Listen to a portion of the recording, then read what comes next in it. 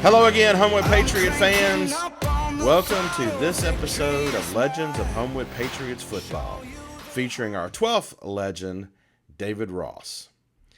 If you've watched our previous episodes featuring Parker Gargis, Brandon Thornton, and Austin Hubbard, you know that we are now knee-deep in our discussion of the most successful years of Homewood Patriots football history.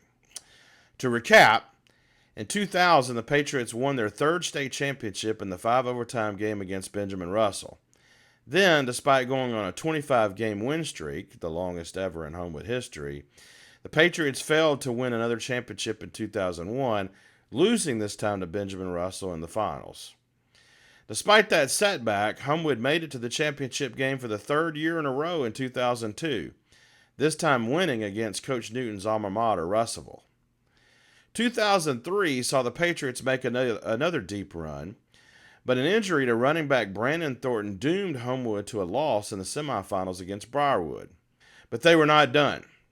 The 2004 season saw the rise to prominence of an exceptionally talented junior class, including our 11th legend Austin Hubbard at quarterback, but also future All-State defensive players like Stan Galbraith, Aaron Feld, Mike Oliver, Robert Gentry, and Scott Lee, as well as offensive weapons such as All-State running back Steve Freeman, receiver Tim Hawthorne, and our 12th legend, offensive lineman David Ross. At 6'3" and around 280 pounds, Ross had been a starter since his sophomore year, helping pave the way for Brandon Thornton's close to 2,000 rushing yards in 2003. Now, he was surrounded by an especially talented collection of other linemen, such as senior John Lunsford, fellow juniors Michael Thompson, Matthew Rebels, Bo Dean, Daniel Mathangani, as well as sophomore Jarvis King.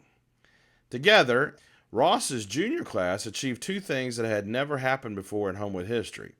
They won back-to-back state championships in 04 and 05 and went a perfect 15-0 in 2005.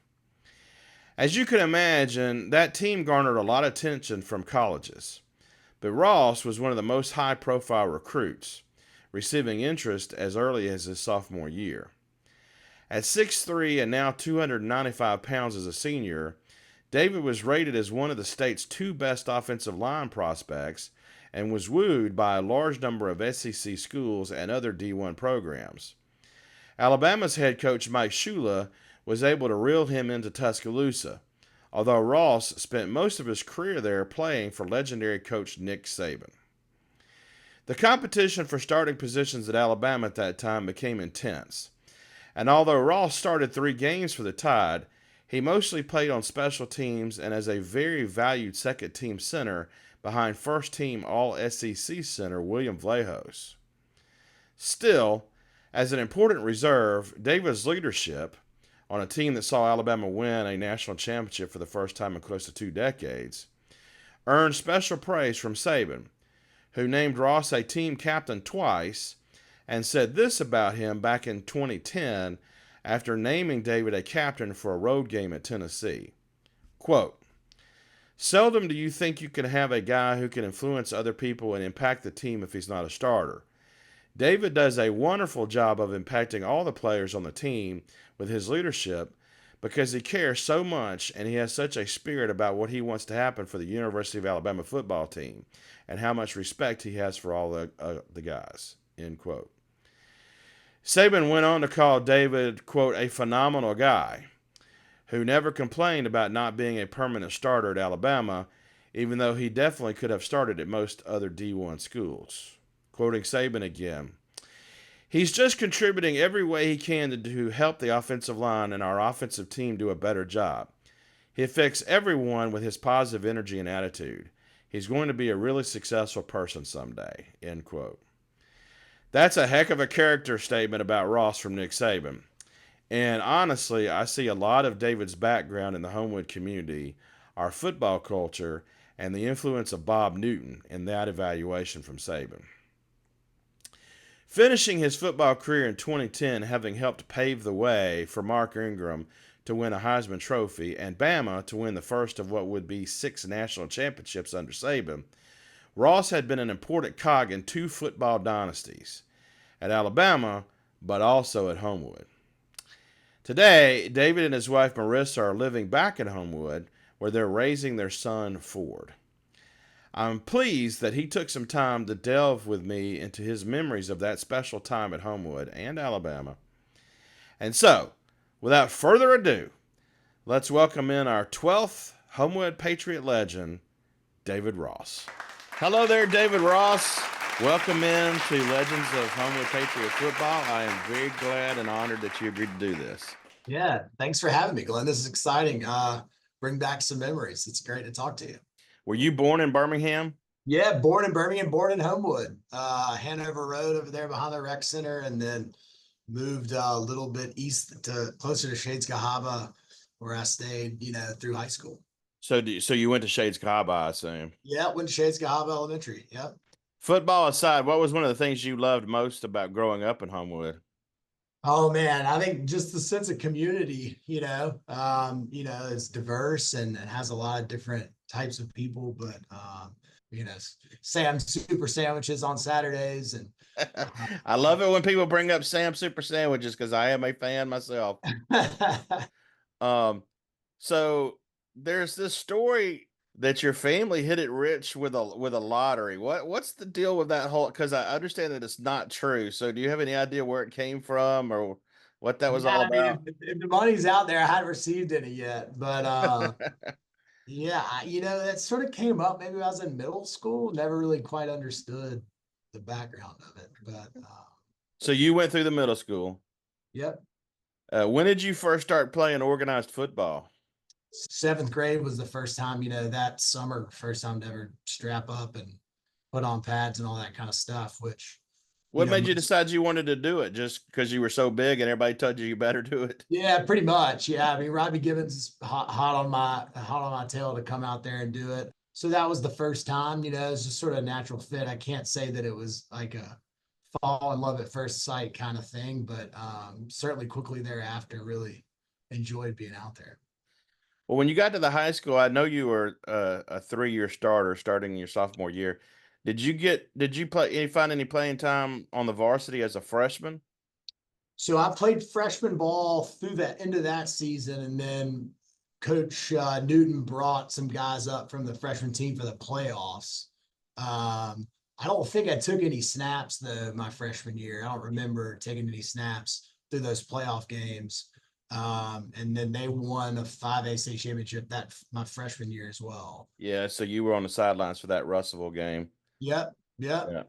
Yeah. But then you become a starter your sophomore year. You had the fortune of being there during the heyday of Coach Newton's time period.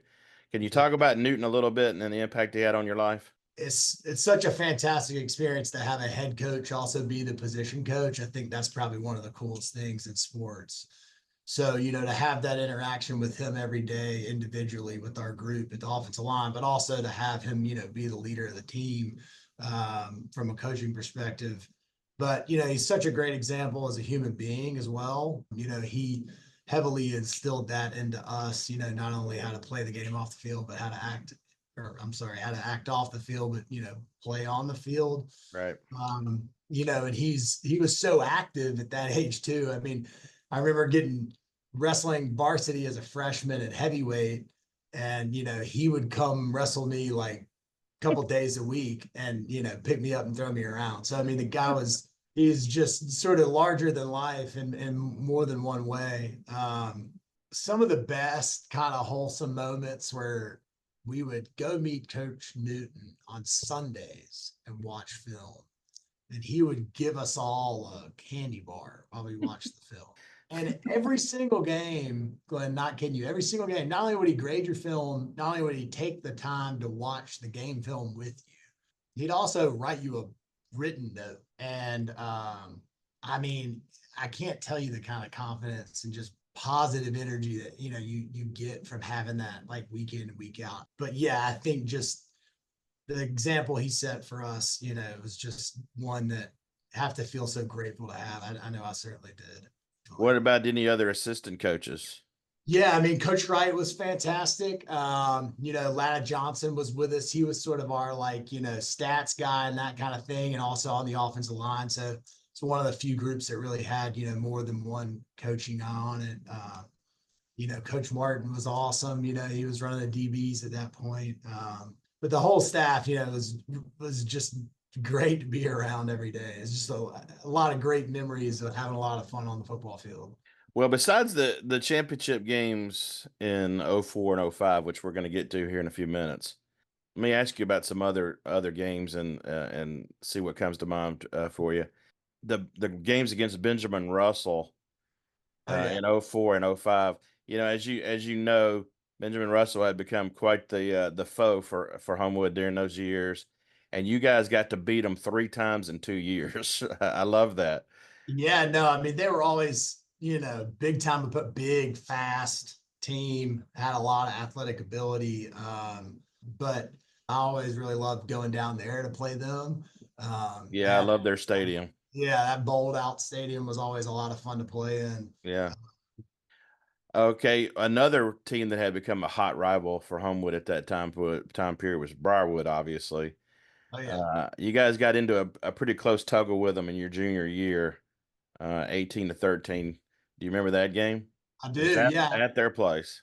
yeah. I mean, I first got a taste of that rivalry. My freshman year, we went to Briarwood to 119 and played them, and And we that. lost 17 Yeah, to 20 in that game. Yeah. yeah. That was really I think there was more bad blood between that team and us, and then maybe the Benjamin Russell rivalry was maybe a little bit more out of respect. Maybe Yeah. like, and we always played them twice, right? They were in the region, and then we'd always sort of find them in the playoffs. Yeah, yeah. So that game that you won over there 18-13, very close. But then the next year, your senior year, they come to Homewood and you beat the crap out of them 35-0. Yeah, I that was remember that game really, really well. What do you recall about it? Yeah, that was a lot of fun. I mean, I think at that point we were just going to put to bed any kind of premonition against this idea that we couldn't, beat this team twice or whatever it may be. Certainly helped playing it at Waldrop versus, playing there. But man, that team our senior year was just like would not be denied. I mean, we had leadership in a way that wasn't just one individual. I mean, it was the whole team sort of leading each other. So senior year squad was remarkable. Well, to speak to that, and again, before we even talk about the championship games, your senior year at the end of the season, you got Briarwood at home, huge rival. The very next week, you got Benjamin Russell, a huge rival, coming to your place. And then at the end of the season, right after that, you got probably Homewood's biggest rival of all, Vestavia, Oh yeah. who is a higher classification than us. Oh yeah. Those 3 games in a row at the end of the regular season, that's a rough 3 games, and you guys beat the crap out of all 3 of them. I remember that 3 game stretch really well because I have distinct memories of walking out after the Vestavia game and thinking to myself, I think I'm looking at the best Homewood football team ever. Do Honestly, you I'm remember that biased. 3 game stretch? Oh, I do. I mean, it was the Vestavia game in particular. I mean, I think the concept of going undefeated for that team was a big goal of ours, and we knew that was probably going to be one of the tougher games. You knew people on the sidelines. Maybe you had a girlfriend that went to Vestavia, whatever it may be, that made it a lot more tangible.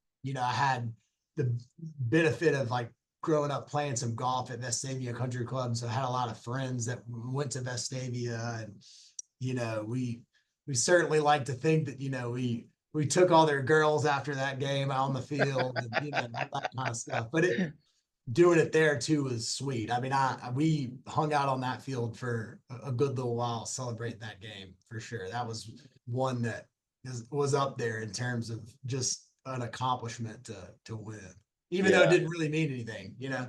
Yeah, well, you were already in the playoffs, but it didn't mean you had an undefeated regular season, Yep, and you go into the playoffs with a huge amount of momentum yep, that never gets stopped. I mean, you had to play Benjamin Russell again yep. and beat them again, right? What do you consider, looking back, was maybe your best outside of the championship games? What do you consider was maybe you personally your best game, where you just felt like the guy that was in front of me, I just totally dominated this guy? Any of those that stand out to you? Yeah, I mean, I can remember the And you don't Briarwood. have to name names, Yeah, but yeah, Briarwood game was certainly up there. That was, at the point in the season where, maybe that was what, week 6 or week 7, yeah, maybe yeah, that. Where, they had good enough talent to where that was a pretty good benchmark. There was a guy that played at Benjamin Russell that was an Alabama commit at the time that played defensive end that was really good. I had a really good game, graded in sort of the mid 90s for that game. Coach Newt was always real meticulous about, grading, breaking down the film. So, that I would say those two games certainly solidified where right, I was at. Yeah. right. Yeah. All right, let's talk about those state championship games. First of all, the '04 one, competitively speaking, the better of the two. Russellville comes. You played it in Hoover.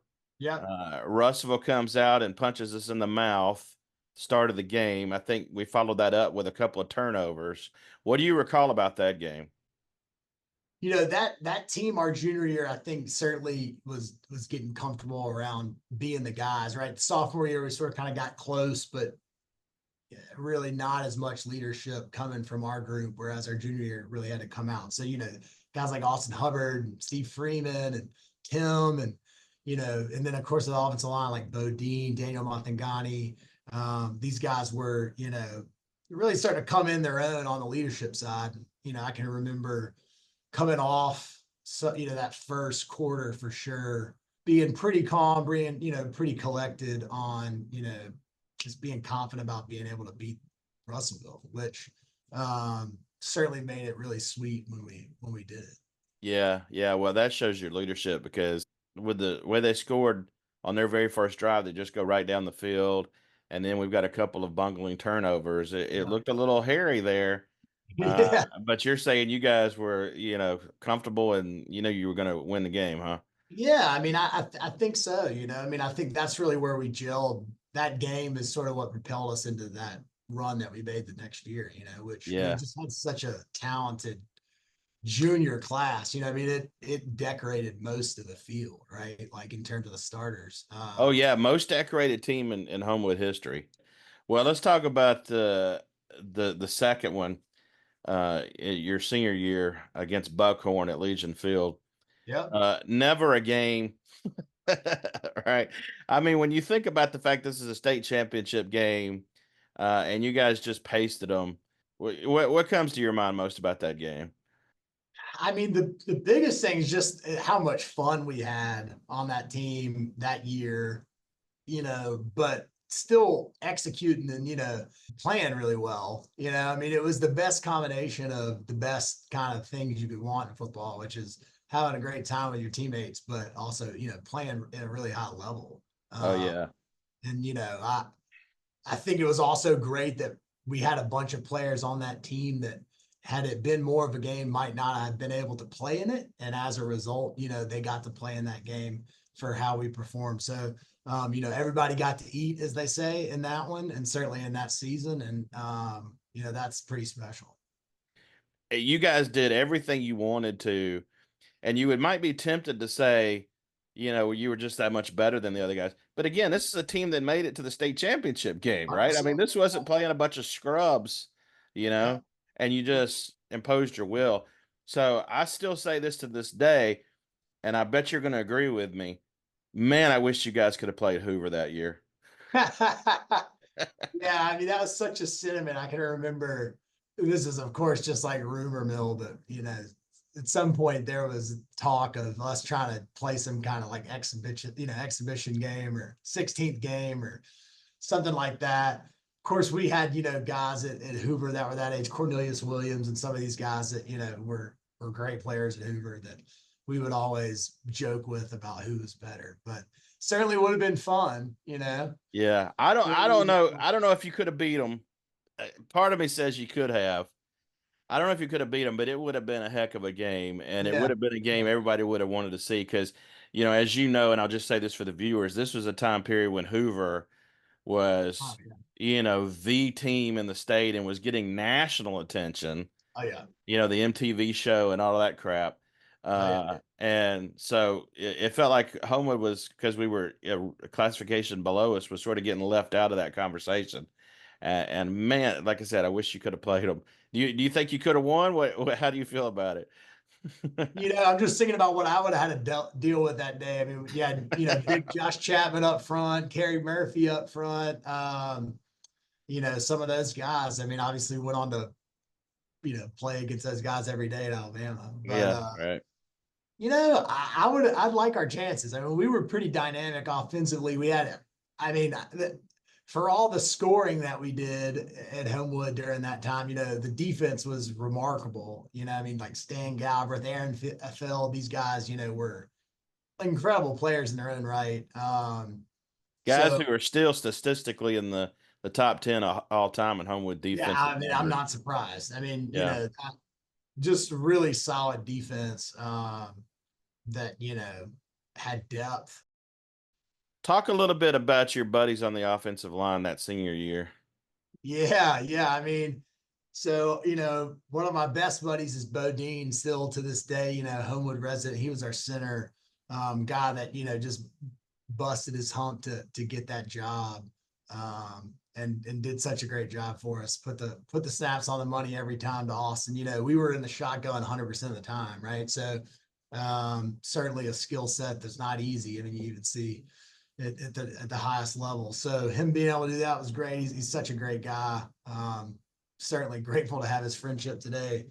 But Daniel Matangani, he was playing guard for us. I mean, guy lights up the room when he walks in, but also, big boy. He could move it in the guards. Those two guys certainly stand out for me. And You then had a Rebels. Matthew Rebels. Yeah, yeah, Yeah. yeah. Matthew Rebels, 100%. Another great friend of mine, still to this day. Tall guys, long, could get people off of them. Yeah, Uh, part of a family line of yeah, great Homewood players who 100%. unfortunately now that family line has got all their kids playing over at Briarwood. Oh, really? Yeah, I didn't know it's that. very frustrating, but anyway, he was one of your buddies. Well, the reason Yeah. why I bring up the offensive line is because Steve Freeman, as you know, had an amazing Oh, uh, yeah. couple of years at Homewood. Still statistically, one of the best running backs in Homewood history. Yeah, no, Steve, I mean, remarkable player, ran really hard, had size, had speed, and he was a three down back too. I mean, he could block and pass protection, he could sort of do it all, but also another great guy.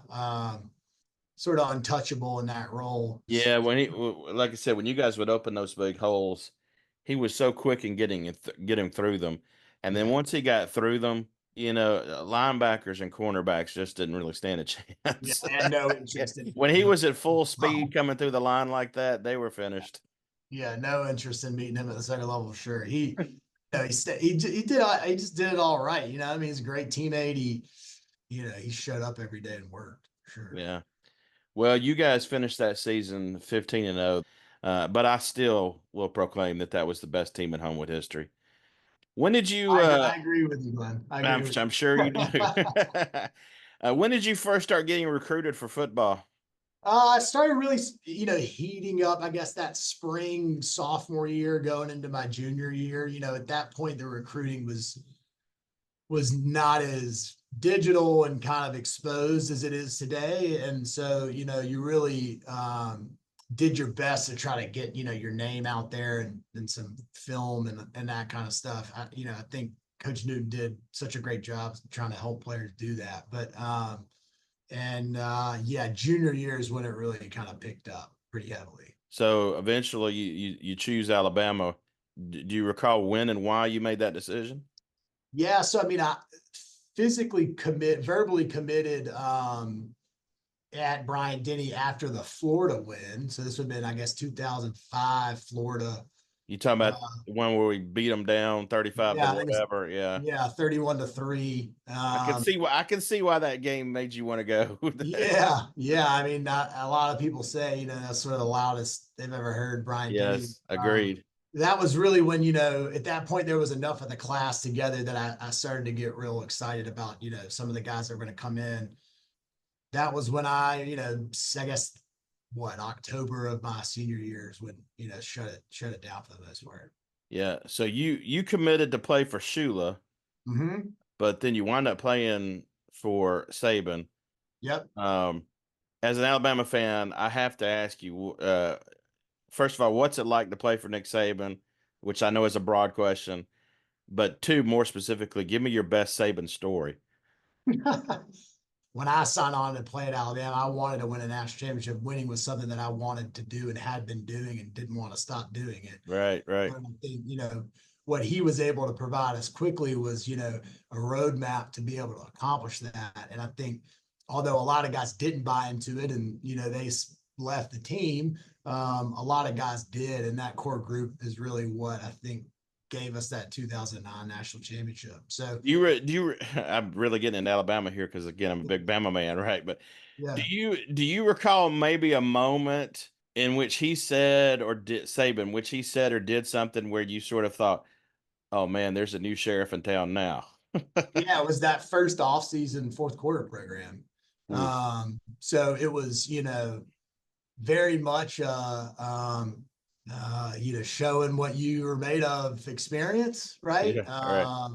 But you also realize what you could accomplish by being pushed, right? And I think, having that kind of guy as a leader is something that, today it can be hard to find, but certainly isn't readily available for a lot of people, which is somebody that's willing to believe in you and, willing to push you and willing to, take responsibility sort of for the team. I think that's really what made everybody buy in. Yeah. So back to the best Saban story. What do you got?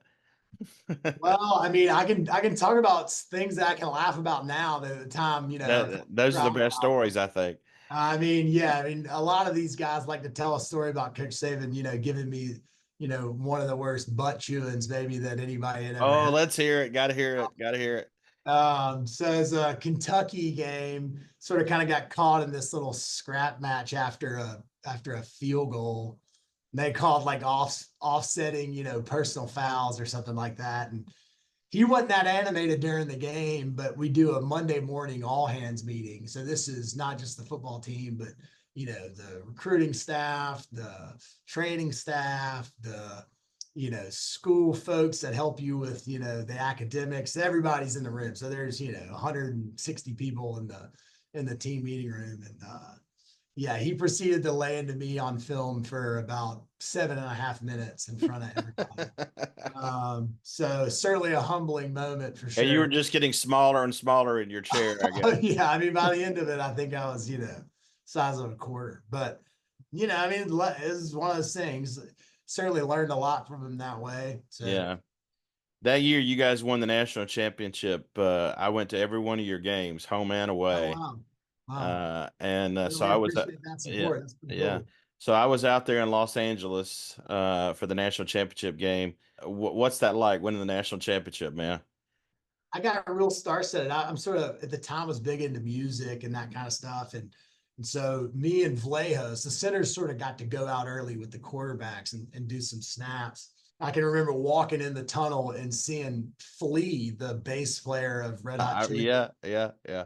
and he's like 5'5", we're all like taped up and sort of jacked up, ready to go. And he's like, "Are you like an Alabama football player?" And I was like, "Are you Flea Are from you the Red Hot Philippe? Chili Peppers?" Yeah. You Yes. really felt like you were in LA then, right? Yeah. Certainly, he had the bass draped over him, the whole 9 yards. So I think he did like the national anthem that day. Yeah, he did. Yeah, I remember it. Is it true? Greg McElroy tells the story all the time. I think it's Greg McElroy's favorite story that you guys win the national championship. You go in the locker room, and he says, "Hey, it's great we won the national championship. You seniors love what you did for us, but now the rest of you, we need to talk about some some bad things that went on in that game." Is that true?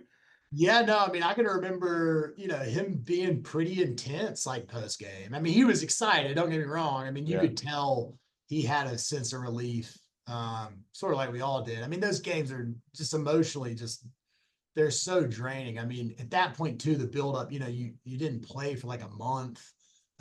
There's just so much energy that, sort of builds up. No, he was process always, baby. I mean, that's just how he was. He was Right? on to the next season already, right? Yeah, I mean, he broke down the film. I mean, we had made a decision as a team to fly out there together. And so the next day, he's in the front row, like looking at his notes, doing his thing on the flight back. So it was, On to the enjoy. next. We had a saying, is enjoy it for 24 hours, and Yeah, we're even a national championship, right? that's right. Okay. What do you take the most pride or happiness in about your time at Homewood?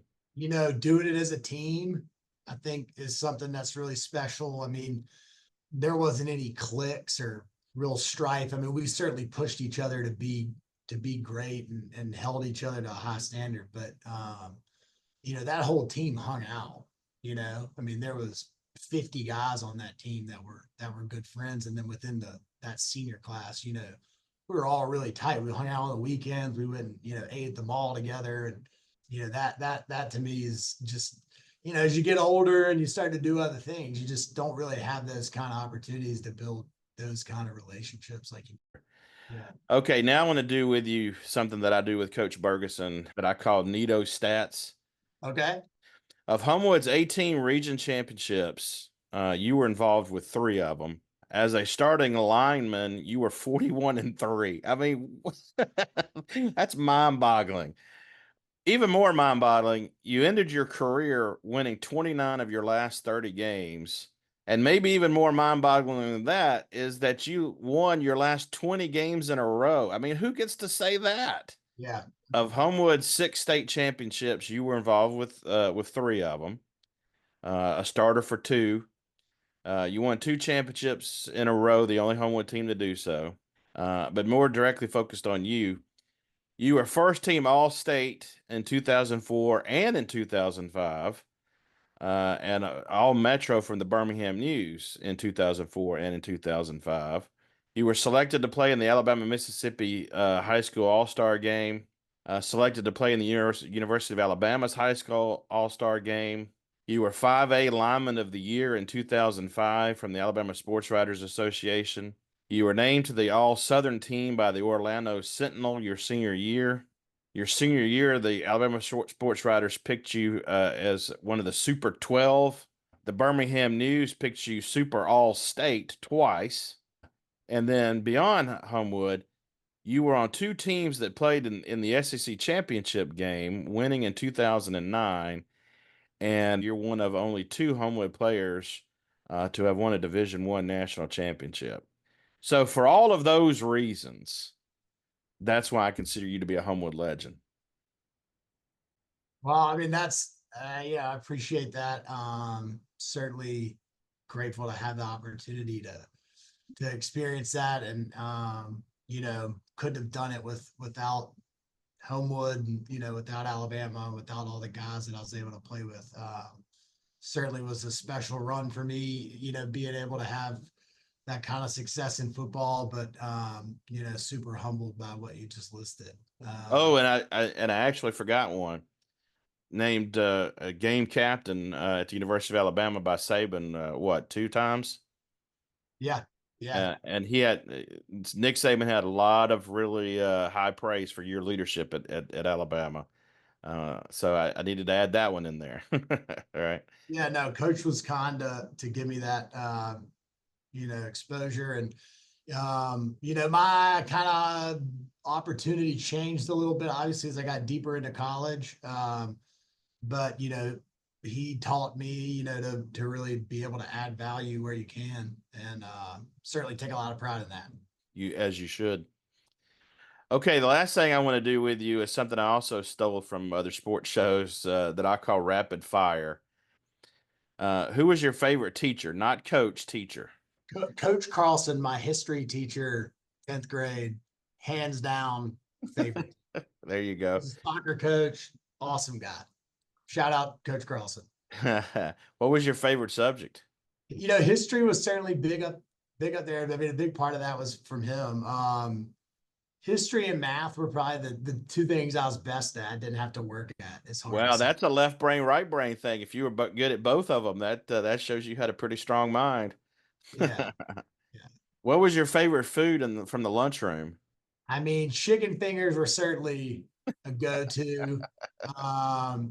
They had cheeseburgers every day, which I think I certainly Yeah, Hey, even back in my day, you always got a burger as a an alternative to whatever they were that's serving. right. That's right. So those were certainly up there. At that point, I wouldn't didn't have too advanced of a palate. So um, Do you recall where you were at when you first heard about 9/11?